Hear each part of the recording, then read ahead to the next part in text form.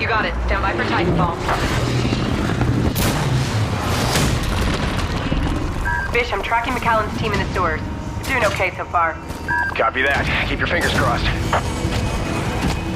Titanfall is a first-person shooter multiplayer game that features these giant titans and these really agile pilots that have sort of parkour and wall-running abilities, and pits them together in sort of epic battles. They have a lot of offense and defense mechanics that work for or against each other. We're playing on sort of large-scale maps with sort of smaller maps built into them for the pilots. And we're an online multiplayer game, so it's with the story modes that are sort of familiar to single player built into it. So we incorporate a lot of cinematic elements, a lot of characters that play with you, and sort of grand epic moments that I think gamers are mostly used to seeing in single player campaigns.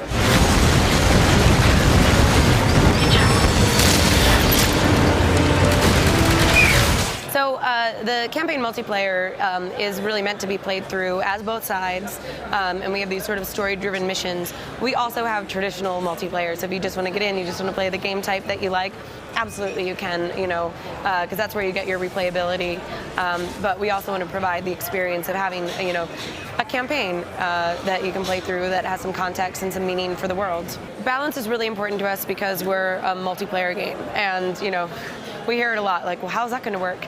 And we really wanted it to work where pilots fight pilots, pilots fight titans, titans fight pilots, titans fight titans, and have it all work together. And, you know, it is a hard thing to balance, which is why we play as a company every day. We give feedback, we make sure that, you know, we're thinking about all these things and how all the different weapons work.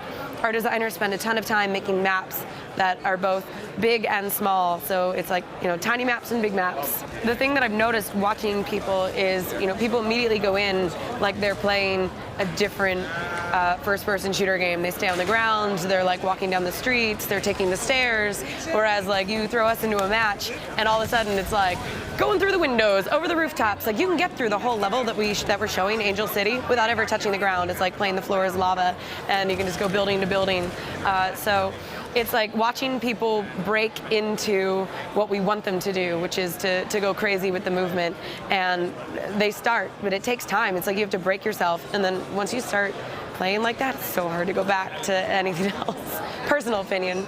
I don't know that I can liken Titanfall to another franchise, but I have been talking to press all day, and I have heard a lot of Quake 3.